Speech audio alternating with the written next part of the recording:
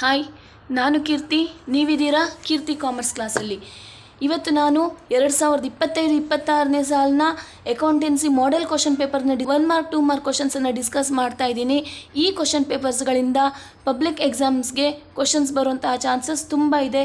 ಹಾಗಾಗಿ ಕಡೆ ತನಕ ನನ್ನ ಈ ವಿಡಿಯೋ ನೋಡಿ 1 ಮಾರ್ಕ್ 2 ಮಾರ್ಕ್ ಕ್ವಶನ್ಸನ್ನು P and Q are partners sharing profit in the ratio of 3:1. R is admitted into the partnership for 1/5 share. The sacrificing ratio of P and Q will be ಅಂತ ಕೇಳಿದ್ದಾರೆ. ಯಾವಾಗ ನಿಮಗೆ ಪ್ರಾಬ್ಲಮಲ್ಲಿ P and Q are partners sharing profit in 3:1 ಅಂತ ಈ ರೀತಿ ಕೊಡ್ತಾರೋ ಆವಾಗ ನಿಮಗೆ ಪ್ರಾಬ್ಲಮಲ್ಲಿ ಏನು ರೇಷಿಯೋ ಕೊಟ್ಟಿದ್ದಾರೆ ಅದೇ ರೇಷಿಯೋ ನಿಮ್ಮ ಆನ್ಸರ್ ಆಗಿರ್ತದೆ. ಹಾಗಾಗಿ ಯಾವುದೇ ರೀತಿಯ ಕ್ಯಾಲ್ಕುಲೇಷನ್ಸ್ ಮಾಡ್ತಾ ಟೈಮ್ ವೇಸ್ಟ್ ಮಾಡ್ಕೊಳ್ಳಿಕ್ಕೆ ಹೋಗಬೇಡಿ. 3:1 ಅಂತ ಪ್ರಾಬ್ಲಮಲ್ಲಿ ಕೊಟ್ಟು 1/5 ಅಂತ ಈ ರೀತಿ ಕೊಟ್ಟಿದ್ರೆ ಆವಾಗ 3:1 ಅನ್ನುವಂಥದ್ದೇ ನಿಮಗೆ ಆನ್ಸರ್ ಆಗಿರ್ತದೆ.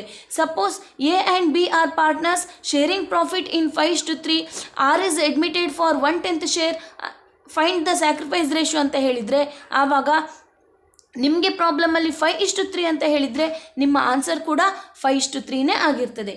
Next one, on dissolution of the firms partners capital account are closed through. Dissolution ಅಂತ ಬಂದಾಗ ನಾವು ಪ್ರಿಪೇರ್ ಮಾಡುವಂಥದ್ದು 3 ಅಕೌಂಟ್. ಒಂದು ರಿಯಲೈಸೇಷನ್ ಅಕೌಂಟ್, ಇನ್ನೊಂದು ಪಾರ್ಟ್ನರ್ಸ್ ಕ್ಯಾಪಿಟಲ್ ಅಕೌಂಟ್, ಇನ್ನೊಂದು bank account. Partners capital account close ಆಗುವಾಗ ಬ್ಯಾಲೆನ್ಸಿಂಗ್ ಫಿಗರ್ನ ಯಾವ ಅಕೌಂಟಿಗೆ ಹಾಕ್ತೀರಿ? ನೆಕ್ಸ್ಟ್ ಮಾಡುವಂಥದ್ದು ಬ್ಯಾಂಕ್ ಅಕೌಂಟ್. ಫಸ್ಟಿಗೆ ಮಾಡುವಂಥದ್ದು ರಿಯಲೈಸೇಷನ್, ಸೆಕೆಂಡ್ ನೀವು ಪ್ರಿಪೇರ್ ಮಾಡುವಂಥದ್ದು ಪಾರ್ಟ್ನರ್ಸ್ ಕ್ಯಾಪಿಟಲ್ ಅಕೌಂಟ್, ಅದಾದಮೇಲೆ ನೀವು ಪ್ರಿಪೇರ್ ಮಾಡುವಂಥದ್ದು ಬ್ಯಾಂಕ್ ಅಕೌಂಟ್. ಹಾಗಾಗಿ ಪಾರ್ಟ್ನರ್ಸ್ ಕ್ಯಾಪಿಟಲ್ ಅಕೌಂಟಿಂಗ್ನ ಬ್ಯಾಲೆನ್ಸಿಂಗ್ ಫಿಗರ್ನ ನೀವು ಬ್ಯಾಂಕ್ ಅಕೌಂಟಿಗೆ ಹಾಕಬೇಕಲ್ವಾ? So the answer is cash or bank account. The profit on reissue of forfeited shares is transferred to.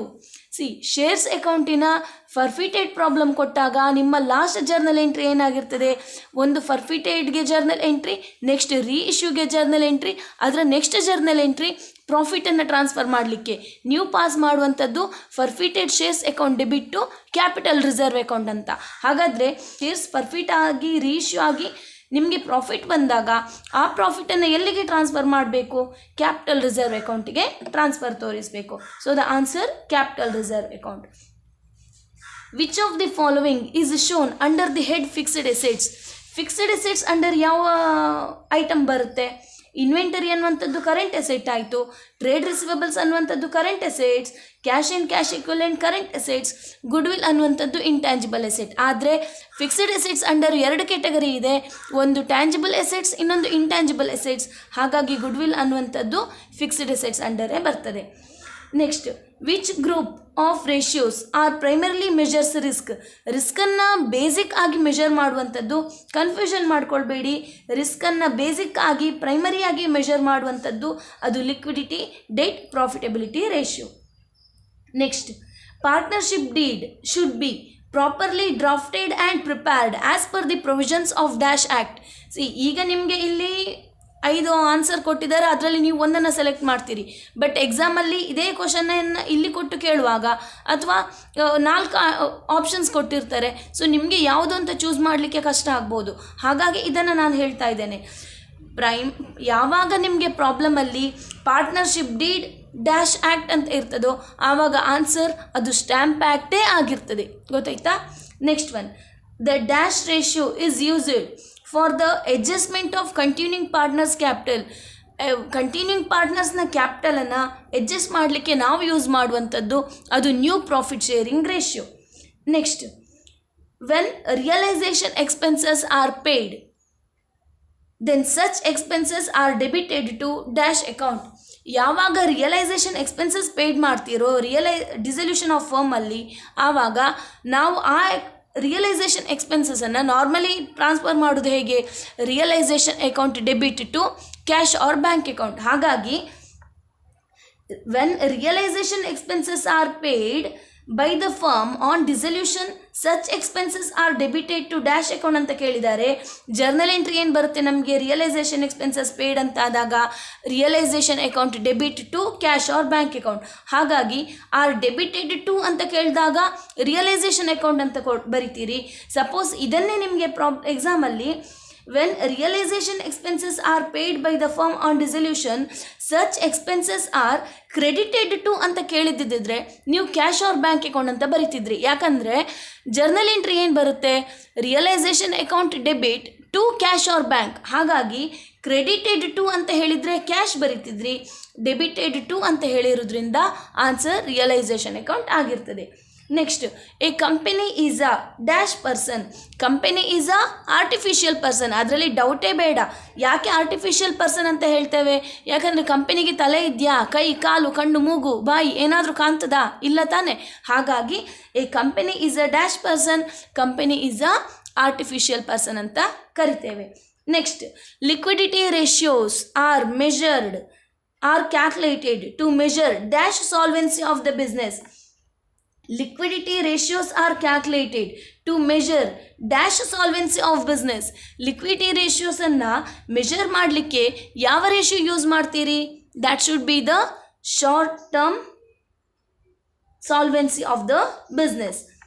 Long liquidity ratios are calculated to measure the dash solvency of the business. Liquidity ರೇಷಿಯೋಸನ್ನು ಯಾವಾಗಲೂ ನಾವು short term ಸಾಲ್ವೆನ್ಸಿಯನ್ನು measure ಮಾಡಲಿಕ್ಕೆ use ಮಾಡ್ತೇವೆ.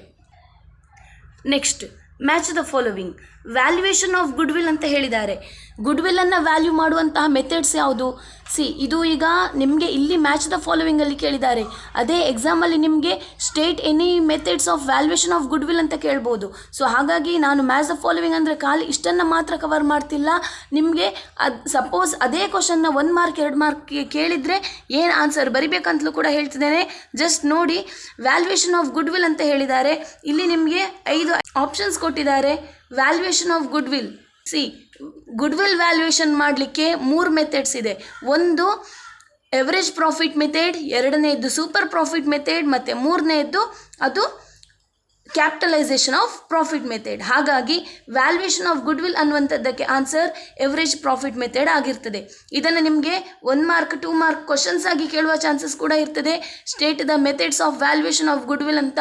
ಆವಾಗ ನೀವು ಬರಿಬೇಕಾದ್ದು average profit method, super profit method and capitalisation of profit method. Next, executors account ಅಂತ ಹೇಳಿದ್ದಾರೆ. ಎಕ್ಸಿಕ್ಯೂಟರ್ಸ್ ಅಕೌಂಟ್ ಯಾವಾಗ ಪ್ರಿಪೇರ್ ಮಾಡ್ತೀರಿ? ಯಾವಾಗ ಒಬ್ಬ ಪರ್ಸನ್ನ ಡೆತ್ ಆಗ್ತದೆ ಆವಾಗ ನೀವು ಎಕ್ಸಿಕ್ಯೂಟರ್ಸ್ ಅಕೌಂಟನ್ನು ಪ್ರಿಪೇರ್ ಮಾಡ್ತೀರಿ. Next, debentures. What is debenture? Debenture is the acknowledgement of debt. Next, horizontal analysis. Horizontal analysis ಅಂತ ನಾವು ಕಂಪ್ಯಾರಿಟಿವ್ ಸ್ಟೇಟ್ಮೆಂಟನ್ನು ಹೇಳ್ತೇವೆ.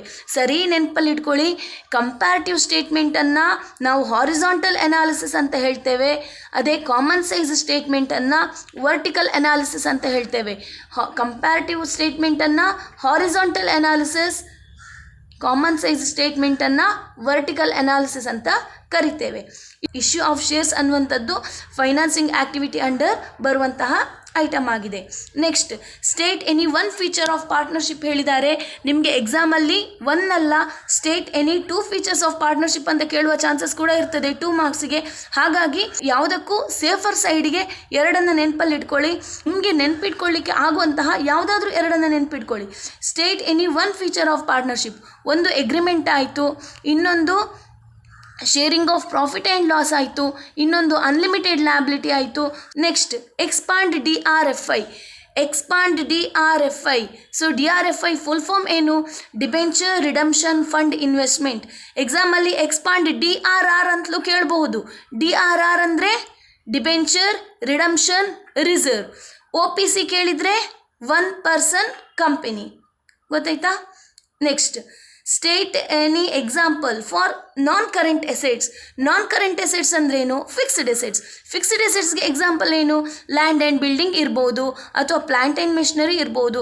ಇದೆಲ್ಲ ನಾವು ಫಿಕ್ಸ್ಡ್ ಎಸೆಟ್ಸ್ ಅಂತ ಕನ್ಸಿಡರ್ ಮಾಡ್ತೇವೆ. ಫಿಕ್ಸ್ಡ್ ಎಸೆಟ್ಸ್ ಅಂದರೆ ನಾನ್ ಕರೆಂಟ್ ಎಸೆಟ್ಸ್. ಅದೇ ಒಂದು ವೇಳೆ ಎಕ್ಸಾಂಪಲ್ ಫಾರ್ ಕರೆಂಟ್ ಎಸೆಟ್ಸ್ ಹೇಳಿದಿದ್ರೆ cash, bills receivable, debtors. Current liability ಅಂತ ಹೇಳಿದ್ರೆ ಕ್ರೆಡಿಟರ್ಸ್, ಬಿಲ್ಸ್ ಪೇಯಬಲ್. ಗೊತ್ತಾಯ್ತಾ? Next, state any 1 user of financial statement analysis. Users ಯಾರು? ಇನ್ವೆಸ್ಟರ್ಸ್ ಯೂಸ್ ಮಾಡ್ತಾರೆ ಫೈನಾನ್ಷಿಯಲ್ ಸ್ಟೇಟ್ಮೆಂಟ್ ಅನಾಲಿಸಿಸನ್ನು, ಬ್ಯಾಂಕ್ಸ್ ಯೂಸ್ ಮಾಡ್ತದೆ, ಮ್ಯಾನೇಜ್ಮೆಂಟ್ ಯೂಸ್ ಮಾಡ್ತದೆ, ಸೊ ಇವರೆಲ್ಲ users ಆಗಿರ್ತಾರೆ. Dividend paid is an investing activity, true or false? Dividend paid is an investment activity, ಇದು falls. ಯಾಕಂದರೆ dividend paid ಅನ್ನುವಂಥದ್ದು ಅದು ಫೈನಾನ್ಸಿಂಗ್ ಆ್ಯಕ್ಟಿವಿಟಿ ಅಂಡರ್ ಬರ್ತದೆ, ಅದು ನಮಗೆ ಇನ್ವೆಸ್ಟಿಂಗ್ ಆ್ಯಕ್ಟಿವಿಟಿ ಅಂಡರ್ ಬರೋದಿಲ್ಲ. ಇನ್ವೆಸ್ಟಿಂಗ್ ಆ್ಯಕ್ಟಿವಿಟಿ ಅಂಡರ್ ಬರುವಂಥದ್ದು ಯಾವುದು? ನೀವು ಏನಾದರೂ ಪರ್ಚೇಸ್ ಮಾಡಿದರೆ, ನೀವು ಏನಾದರೂ ಸೇಲ್ ಮಾಡಿದರೆ ಅದು ಇನ್ವೆಸ್ಟಿಂಗ್ ಆ್ಯಕ್ಟಿವಿಟಿ ಅಂಡರ್ ಬರ್ತದೆ. Purchase of building, purchase of machinery, ಇದೆಲ್ಲ ನಿಮಗೆ ಬರುವಂಥದ್ದು investing activity under. Next, state any two differences between fixed capital and fluctuating capital. ತುಂಬ ಕನ್ಫ್ಯೂಷನ್ಸ್, ತುಂಬ ತಲೆಬಿಸಿ ಮಾಡ್ಕೊಳ್ಳಿಕ್ಕೆ ಹೋಗಬಾರ್ದು. Fixed capital, fluctuating capital. Fixed capital ಅಂದರೆ the capital which is fixed. Fluctuating capital ಅಂದರೆ the capital account which is fluctuating from time to time ಅಥವಾ which fluctuates from time to time. Give journal entry to close revaluation account when there is a loss at the time of retirement of a partner. Retirement of a ಪಾರ್ಟ್ನರಲ್ಲಿ ಒಂದು ವೇಳೆ loss ಇದ್ದರೆ ಏನು journal entry pass ಮಾಡ್ತೀರಿ? Loss ಇದ್ದಾಗ ನಾವು pass ಮಾಡುವಂಥದ್ದು partners capital account debit to revaluation account. ಅದೇ ಒಂದು ವೇಳೆ give journal entry to close the revaluation account when there is profit at the time of retirement ಅಂತ ಹೇಳಿದ್ರೆ ಆವಾಗ revaluation account debit to partners capital account ಅಂತ ಆಗ್ತದೆ. ಎಕ್ಸಾಮಲ್ಲಿ ನಿಮಗೆ journal entry journal entry to close the revaluation account when there is a loss at the time of retirement ಹೇಳಿದರೆ partners capital account debit to revaluation account ಬರಿಬೇಕು. When there is a profit at the time of retirement ಅಂತ ಹೇಳಿದರೆ ಆವಾಗ revaluation account debit to partners capital account ಅಂತ ಬರಿಬೇಕು. Next, name any two categories of share capital. Share ಕ್ಯಾಪಿಟಲ್ನ category ಯಾವುದು? Authorised capital, issued capital, subscribed capital, called up capital, paid up capital. ಇದನ್ನ ಸರಿ ನೆನಪಲ್ಲಿ ಇಟ್ಕೊಳ್ಳಿ. AISCP ಇದನ್ನು ನೆನ್ಪಿಟ್ಕೊಳ್ಳಿ, ಆವಾಗ ನಿಮಗೆ ನೆನಪಿಗೆ ಬರ್ತದೆ. AISCP ಅಂದರೆ authorised capital, issued capital, subscribed capital, called up capital and paid up capital. State any two objectives of financial statement. Two objectives: to know the earning capacity of business, to know about the economic resources of the business. ಸಾಕು, earning capacity, economic resources ನೆನಪಲ್ಲಿ ಇಟ್ಕೊಳ್ಳಿ. ಈ ಎರಡು ಕೂಡ ಈ ವರ್ಡಿಂದ start ಆಗ್ತದೆ. To know the earning capacity of business, to know the economic resources of the business. What is cash flow statement? Cash flow statement is a statement which shows the inflow and outflow of cash and cash equivalent from various business activities during a particular period of time. So, ಇದಿಷ್ಟು first model question ಪೇಪರ್ಸ್ನ 1 mark 2 mark questions. ನನ್ನ next ವಿಡಿಯೋದಲ್ಲಿ ನಿಮಗೆ second model question ಪೇಪರ್ನ 1 mark 2 mark ಕ್ವಶನ್ಸನ್ನು discuss ಮಾಡ್ತೇನೆ. ನನ್ನ ಇವತ್ತಿನ video ನಿಮಗೆ ಇಷ್ಟ ಆಗಿದ್ದರೆ ಲೈಕ್ ಮಾಡಿ, ಶೇರ್ ಮಾಡಿ ಮತ್ತು ಸಬ್ಸ್ಕ್ರೈಬ್ ಮಾಡಿ. ನನ್ನ next video second model question paper. Thank you.